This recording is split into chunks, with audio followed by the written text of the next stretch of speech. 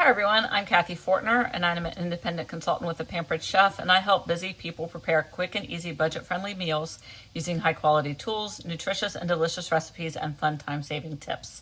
And today we're going to be making taco soup. This is one of my absolute favorite soups for many reasons. It is quick, it is easy, it uses shelf-stable foods, so if you're in the middle of some sort of emergency, and we're in central New York, emergencies can be anything from, when I was young, we had a train derailment nearby and our power was out for, I forget how long, but it was a while. When I lived in North Carolina, we had an ice storm and our power was out. So emergencies can vary, but it's important that you have supplies on hand. And so these are made, this recipe is made with shelf-stable ingredients. It's quick and easy to make. You can make it on the stove like I'm making it today, or you can make it over a fire or on a grill as long as you have the right cooking tools for it. So it's also healthy. It's friendly in terms of, there's not any meat in it, although if you wanted to adapt it and add it, you could, but it doesn't call for any meat, doesn't have any dairy, so it's plant-based friendly. Depending on your seasonings, it's gluten-free friendly. So it's just available to, a wide range of diets, whether they're medically required or preferences. And honestly, I've made this for so many people that they don't even miss the things that are missing, right? So I made it for our church. Our church once a month does dinner or does a meal after worship. And we took a turn one month and I made a giant batch of this. And that's another thing I love about this recipe, is easily adaptable. So I'm going to be making a single batch for you, but I usually do a double batch. And when I did it for church, I did a quadruple batch. I had 2 big pots on the stove to serve our congregation. So again, quick and easy. So let's go ahead and get at it. I don't anticipate this taking very long. This should be a short video. So I am making this in our 12-inch cast iron skillet. Now you may be thinking, soup, we need a pot. But I wanted to kind of demo it in a skillet. This is, 12-inch, so nice and wide. And we've got some depth to it. But the thing about cast iron is it not only works on the stove, it works over a fire. So if you were in an emergency situation, and I'm posting this during September, which is Emergency Preparedness Month, if you were preparing it over a grill or a campfire or something like that, you can do that in cast iron. Also, our new stainless steel collection just coming out. This is September of 2025. It, you can use it on the grill as well. So you do have those options in terms of Pampered Chef tools. Okay, so we're gonna go ahead and get started. Like I said, this is a very, very easy recipe. So we're gonna start with a large can of diced tomatoes. You can tell I do my shopping at Wegmans and Tops here in New York. So large can of diced tomatoes. We're going to do a can of corn, and this is just a regular can of corn. There, let's see if I can get all of that out, all that great flavor. Now I usually use frozen corn. That's just my preference, but again, I'm trying to do this with shelf-stable foods this time. I've also done this with dried beans before. As long as you know the ratio of your dried to canned beans, which I believe you're going to get about for a pound of beans, you're going to get about 4 cans of cooked beans. So if you're going to ratio that out, then a pound of beans is usually about 2 cups of beans. Here we're going to do, sorry, that was red kidney beans. You can use any 3 beans you want in this. I like to use red kidney beans, black beans, and pintos.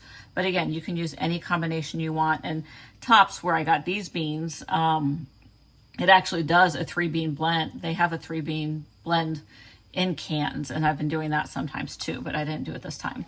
You can do low sodium if that's what's best for you, any of that kind of thing. So anyway, so a pound of beans is going to get you about 4 cans worth of beans. So really a pound of beans is about 2 cups dried. So if you're going to do it with dried beans, you only need about a 1/2 cup of each type of bean, or a 1.5 cups of beans total if you're going to make this from dried beans. Okay, and I drained all of those, but I was worried about space in this pan. I wasn't sure if I needed to be, because honestly, this is my first time testing this in the skillet. So you can drain the beans if you want. You cannot drain, like I did not drain the pintos here. So you can use that pot liqueur that's in the bean can if you want. It all depends on if you want the flavor from the beans, from that pot liqueur, or if you are trying to watch your salt, and if you want to drain it and rinse it, how soupy you want your taco soup to be, anything like that. So you could also use fire roasted diced tomatoes. Like I said, this recipe is very, very adaptable. And again, quick, easy, inexpensive.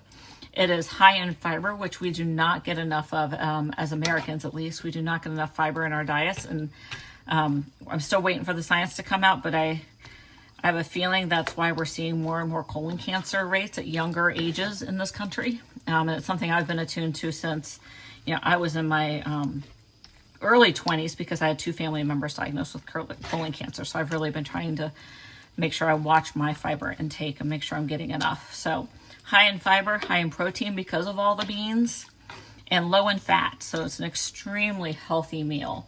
I actually got this recipe from my friend Judy, and ages ago. And I think it was originally a Weight Watchers recipe, but I'm not sure. So, and here I'm adding a packet, just 1 packet of taco seasoning mix. So you can use any taco seasoning mix you want. Honestly, as a Pampered Chef consultant, I should probably be using our Everything Taco seasoning mix. I've just always used, the packets for this. But we do have the Everything Taco seasoning mix from Pampered Chef. We also have Southwest seasoning mix. Either one of those would work. And then I'm using a creamy ranch dip and dressing mix. And the reason I'm using Tops personally is because Tops is dairy free. They don't have any dairy in their mix. It's one of the few. So I just add these 2 seasoning mixes. I want to get this open. There we go. And the Tops seasoning mix is getting harder to find for me. So I'm really hoping that, that doesn't become an issue. But okay, so we're going to stir this in. There we go. And then let's get that nice and incorporated. And turn that up a little bit. There we go. And now I'm really glad I drained the cans that I drained, because we do have 1 more ingredient here, which I suppose you could cut this other ingredient out depending on how soupy you want it to be, but it does call for 1 can of water.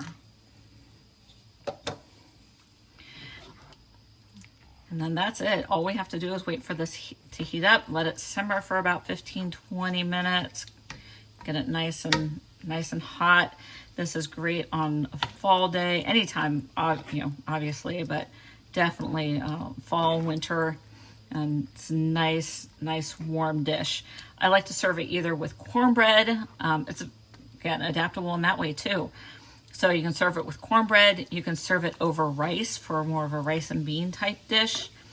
I also like to serve it with kind of a topping bar where you can put out some chips, some guacamole. For people who do cheese, you can put cheese out with it, or you can put out some non-dairy cheese to go on top of it. Whatever you want to do. But really, that is it. So now all we have to do is wait for it to come up to a simmer.